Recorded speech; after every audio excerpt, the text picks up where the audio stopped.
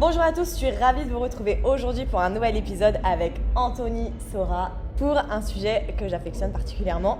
C'est 3 astuces pour augmenter la rétention client dans l'industrie du fitness. Bonjour Hello Anthony. Lauriane. Hello. Est-ce que tu peux nous faire un petit récap sur ton parcours et qui es-tu ? Alors, qui je suis? Donc Anthony Sora, un des fondateurs de la société Azeo. Donc Azeo qui est aujourd'hui un des acteurs principaux dans le milieu du fitness pour accompagner les professionnels du sport et du bien-être grâce à une application mobile qui est personnalisable, qui permet d'activer, engager et monétiser la communauté de clients de chaque professionnel autour de 4 grands piliers: le coaching sportif, la nutrition, la partie communauté et la gamification. Donc aujourd'hui on a un peu plus de 800 clients en France, en Europe, également en Amérique du Nord, et on accompagne tout type de professionnels, que ce soit du coach indépendant, du réseau de coach, head trainer, ou de la salle indépendante, studio ou de la franchise. Donc ça nous permet d'avoir un persona qui est assez différent, d'avoir des typologies de clients, notamment avec des problématiques assez différentes, notamment sur la partie rétention client, et d'en tirer des bonnes pratiques qui sont souvent les mêmes. Donc je pense qu'on va parler de ça aujourd'hui. Pour ma part, par le passé, j'étais dans un secteur rien à voir. J'étais dans l'aéronautique et je faisais des achats. Donc je suis arrivé sur le fitness un peu par opportunisme. Et je suis bien content parce que je m'éclate bien. Et merci d'être venu d'ailleurs. Bah écoute, On s'éclate bien. Ouais, c'est vrai. Ok, top. Et justement, est-ce que tu peux nous parler un petit peu de ça? Parce que je sais que on va dire le nerf de la guerre pour toutes les salles de sport, c'est beaucoup d'acquisitions. Alors qu'en réalité, il y a quand même un sujet qui pour moi est primordial pour les salles de sport, c'est justement la rétention, au niveau la rétention client. Est-ce que tu peux nous donner justement quelques tips, notamment si tu as 3 tips que tu pourrais donner à des salles de sport pour la rétention? Alors, avant de rentrer dans les tips, pourquoi c'est un sujet qui est important pour nous notamment, c'est que en fait, c'est un sujet essentiel lié à notre outil et à notre business. Aujourd'hui, si on considère que, on va dire que dans le marketing, on a 3 grands piliers, on a l'acquisition, on a la conversion et on a la fidélisation. Finalement, toutes nos actions market nous amènent à agir sur ces 3 grands axes. C'est vrai que nous, avec la partie application mobile, et je le dis souvent d'ailleurs à mes clients, l'application mobile, elle ne crée pas de business. C'est pas l'application mobile qui va faire rentrer des prospects, qui va faire signer des nouveaux contrats.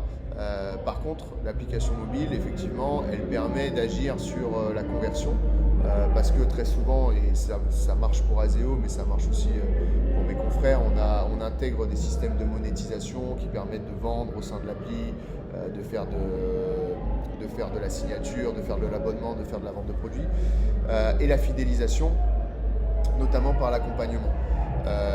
Effectivement, et je le dis notamment quand j'ai beaucoup de coachs, c'est vrai que quand on travaille avec des gérants de salles de sport, la notion de fidélisation, même si elle est mise de côté, ils en ont conscience. Mais sur la partie coaching, notamment coaching indépendant, c'est vrai que pour des coachs, beaucoup de coachs ont moins cette compréhension que finalement tu peux tenir et avoir une activité pérenne simplement avec une vingtaine ou une trentaine de clients quand tu es coach. Si finalement tous tes clients restent et ne partent jamais, derrière ça te permet de ne plus avoir à trouver de nouveaux clients. Et il y a aussi un autre truc, c'est que aller faire de l'acquisition, ça coûte beaucoup plus cher que de fidéliser son client, voire même de s'appuyer sur son client pour trouver des nouveaux clients, avec notamment la cooptation, l'affiliation, le parrainage. Donc la rétention, elle est essentielle parce qu'elle agit pour moi sur 3 grands principes. On parle beaucoup, notamment nous en tant que vendeurs d'applications, on est vendeurs avant tout de logiciels. On vend de l'abonnement. Et dans nos métiers, on parle beaucoup de long time value, qui est la durée d'abonnement, et de customer lifetime value, qui est en fait la valeur du client. Et en fait, pour nous, société de logiciels, c'est assez facile d'identifier comment notre business il est pérennisé en calculant en fait la valeur de notre client. La valeur de notre client, comment on la calcule? C'est très simple. On prend le panier moyen et on le multiplie par la durée d'abonnement. En fonction de ça, ça nous dit si notre business il est pérenne ou pas. Les salles de sport et les coachs pourraient faire exactement la même chose, et c'est là-dessus que la rétention elle est essentielle, parce qu'en fait, à partir du moment où on arrive à avoir de la fidélisation, on arrive à fidéliser, on arrive à avoir des projections, notamment au niveau des prévisionnels de nos business, qui sont beaucoup plus pérennes, qui sont beaucoup plus fiables. Et pour piloter l'entreprise, aujourd'hui, c'est pas tout de faire une bonne année. Le but, c'est d'en faire 5, 10, 20 pour pouvoir continuer notre activité. Pour rentrer un petit peu dans les astuces, en tout cas les 3 grandes pratiques que nous on voit notamment, on a mené une analyse, là, maintenant ça fait un peu plus d'1 an et demi qu'on le fait. Alors ça fait 4 ans qu'on commercialise la solution Azeo auprès des professionnels du sport et du bien-être. Donc comme je disais tout à l'heure, avec près de plus de 800 professionnels. Depuis 18 mois, on a mené une analyse sur effectivement quel était l'impact notamment de nos clients qui sont là depuis 4 ans sur finalement leur communauté de clients. De quelle manière les clients étaient fidélisés et qu'est-ce qui impactait cette fidélisation. On a en moyenne identifié que entre la période, en tout cas les débuts, les premières années où l'application se lançait dans ces fameux clubs qui ont commencé avec nous maintenant depuis 4 ans, et aujourd'hui on a environ gagné 3 à 4 mois en moyenne de durée d'abonnement grâce à l'application. Et l'application, elle agit avant tout sur l'axe de l'accompagnement. La rétention, du coup, sur l'accompagnement, pour moi, c'est clairement le premier tip, c'est la première bonne pratique. Un client qui est accompagné par son coach, par sa salle de sport, de manière individuelle, est un client qui va avoir tendance à être beaucoup plus fidèle. Il y a plein de manières de l'accompagner. Alors effectivement, nous, on a tendance ça fait partie de notre cœur de métier, à conseiller de le faire avec une appli, mais il y a différentes manières de le faire, notamment par exemple en personal training. Maintenant, il y a l'essor du personal training, notamment grâce aussi à pas mal de franchises comme Basic Fit, Fitness Park, qui en font beaucoup, dans lesquelles d'ailleurs on travaille également. Mais c'est pas tant, l'apport d'un simple programme de coaching, mais c'est avant tout l'accompagnement humain. Il faut bien considérer son client finalement comme un humain qui a des besoins. Et ces besoins-là, si on reprend la pyramide de Maslow, qui est un outil bien connu des marketeurs, on a les besoins physiologiques et après on a besoin de sécurité, besoin social, avant d'atteindre le 4e besoin qui est l'estime de soi.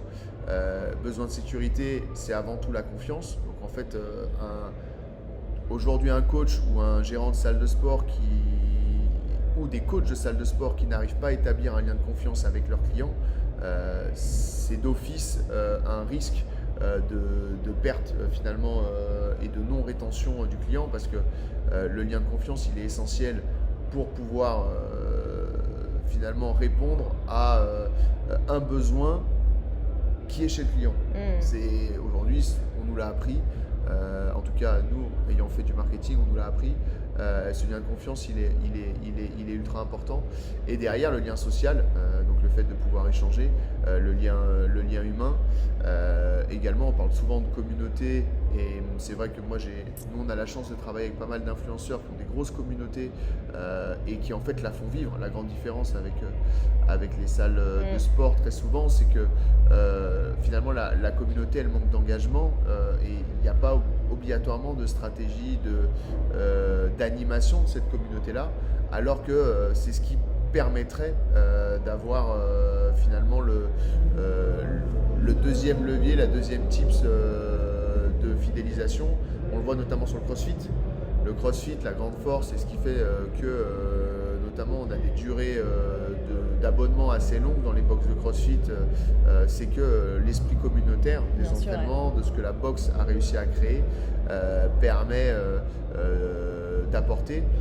C'est d'ailleurs très souvent l'esprit communautaire qui permet à des influenceurs, des coachs influenceurs de vendre des programmes à distance. C'est d'ailleurs aussi l'esprit communautaire souvent qui fait que les gens vont décrocher.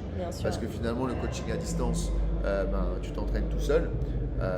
Effectivement, tu peux aller chercher le partage sur les réseaux, mais tu restes sur un entraînement tout seul. Et souvent quand tu décroches, c'est que, en tout cas en tant que client, quand le client le décroche, c'est que effectivement la solitude de l'entraînement, la motivation à aller s'entraîner va derrière faire que la perte de motivation, arrêt de l'entraînement et derrière potentiellement résiliation. Donc je dirais que le deuxième axe, la communauté, le fait d'engager la communauté, d'animer la communauté, de créer cet esprit communautaire et d'avoir une stratégie. Le troisième tips, pour moi, sur lequel je vois effectivement beaucoup d'essor aujourd'hui dans le milieu du fitness, et je pense qu'on est au début.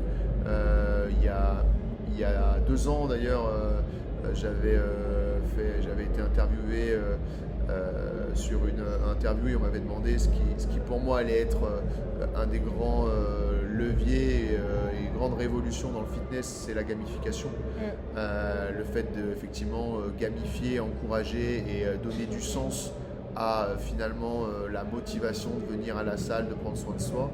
Ça pour moi ce serait le troisième axe de rétention.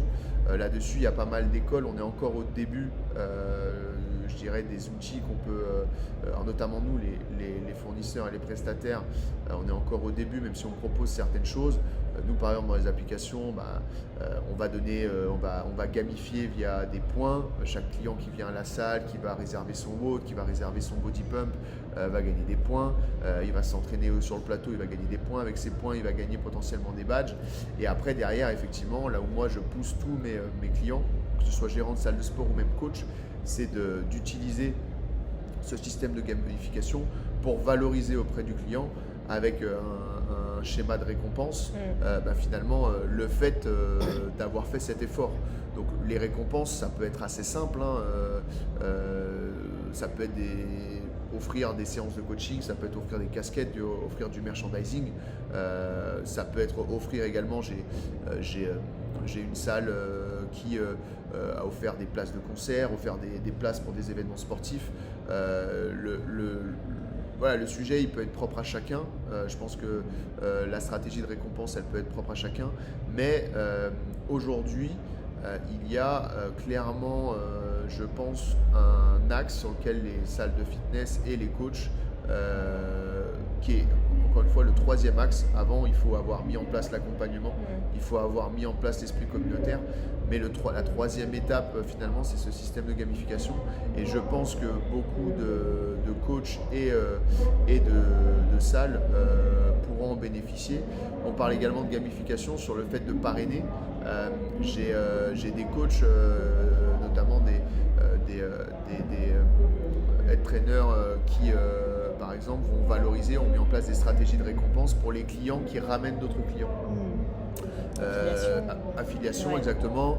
Alors soit offrir une séance de PT gratuite pour chaque client qui est finalement tes clients, tu ramènes 3 amis à ton coach, et tu as gagné 3 séances de coaching individuelles. Ou alors ça peut être aussi obtenir un t-shirt, une casquette. J'avais aussi un schéma que j'avais trouvé super intéressant dans une salle où en fait tout le modèle de gamification avait été fait sur 3 mois en fonction d'un programme. Donc c'est assez intéressant d'ailleurs parce que cet exemple-là va reprendre les trois tips. Le gérant avait créé du coup une communauté pour le challenge, donc une communauté spécifique. Le challenge était payant, 150 € pour participer à ce challenge de 3 mois. Il avait isolé ça dans son application en créant une communauté spécifique pour justement mettre de l'engagement. Et au travers de ces 3 mois, en fait, chaque client, bien évidemment, avait un programme du coup personnalisé, mais chaque client avait des genres de points de passage. Donc c'était un point de passage tous les 3 semaines, il me semble, ce qui en faisait 4 ou 5 sur les 3 mois. Et à chaque point de passage, il y avait une récompense à la clé. Ce qui fait qu'à la fin, le client se retrouvait un petit peu avec sa tenue de sportif, avec casquette, t-shirt, short, chaussettes à l'image du club. Donc j'avais trouvé ça super intéressant. Et c'est clairement, je pense, alors une étude qui serait à faire, mais sur les 30 personnes qui ont fait ce challenge, qui était l'année dernière, il faudrait regarder si dans 3 ans ils sont encore dans la salle. Je pense, à mon avis, que dans 3 ans, ces 30 personnes seront encore dans la salle. Et ça démontrera qu'effectivement, les 3 tips, quand elles sont bien mises en place, elles permettent d'atteindre le résultat qui est la fidélisation. Ok. J'avais préparé toute une liste de questions, mais en fait, j'ai même pas eu besoin de les poser puisque t'as tout, voilà, d'une traite. C'était hyper précis. Merci bien. Et de rien. Là, je pense qu'avec les 3 tips, vous pouvez dès maintenant le mettre en place, que ce soit vous en tant que coach ou en tant que salle de sport. Là, il y a plus d'excuses. Si dans 3 ans vous avez encore les mêmes clients, vous savez qui remercier. Justement, Anto, où est-ce qu'on peut te retrouver ? Je reviendrai pour vérifier. Ouais, grave, exactement. Où est-ce qu'on peut te retrouver ? Alors, on peut me retrouver souvent à Lyon, puisque lyonnais de base, c'est pour ça d'ailleurs qu'on est très content de faire le salon Fit Lyon. On participe chaque année à pas mal d'événements avec Azeo, notamment Fitness Challenge, que ce soit le Fitness Challenge Tour ou l'événement de Aix-en-Provence. On sera au FIBO mi-avril et on invite tout le monde à passer nous voir au Hall 7 où on a un stand. Bien évidemment, tout le monde est bienvenu pour prendre un petit café. Et on sera également au Fitex Paris en octobre. Donc, et accessoirement, je me déplace également assez souvent et je peux aller faire des petits coucous, notamment à mes clients, mais aussi à mes prospects. Donc ne pas hésiter à prendre contact avec nous pour ceux qui souhaitent qu'on puisse discuter de ces 3 tips ou éventuellement d'autres besoins. Super. Donc Anthony Sora sur LinkedIn. Et écoute, merci pour ce podcast très très précis, condensé et précis. C'est tout ce qu'on aime. Et on se dit à très vite pour un prochain podcast. Merci Anto. Merci à toi, merci à tous.